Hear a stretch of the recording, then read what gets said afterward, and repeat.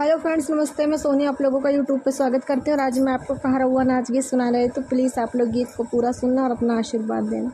पानी खैले फैजाबाद सहरिया में, अरे पानी खैलू फैजाबाद सहरिया में, गोड़िया गड़ गईलू हमरे नजरिया में, गोरिया गड़ गईलू हमारी नजरिया में। पानी खैलू फैजाबाद सहरिया में, गोड़िया गड़ गईलू हमरे नजरिया में।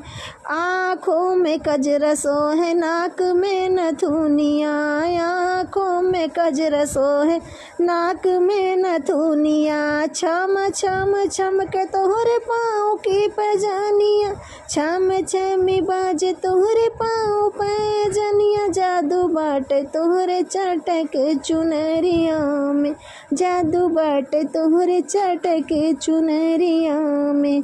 गोरिया गड़ गईलू हमरे नजरिया में, गोरिया गड़ गईलू हमरे नजरिया में।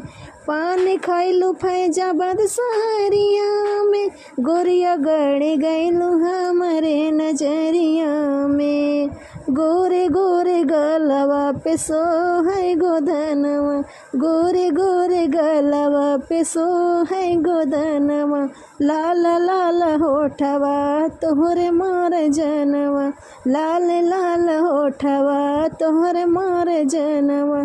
घूम जालू आवदे बजरिया में, अरे घूम जालू आवदे बजरिया में।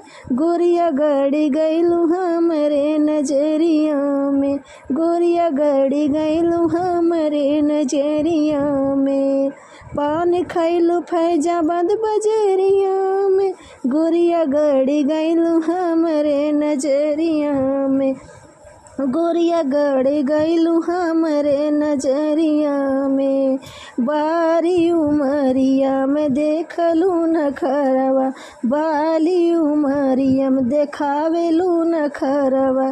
केसिया लहर जब घेरी लेते बंदरा, केसिया लहर जब घेरी ले ला बंदरा।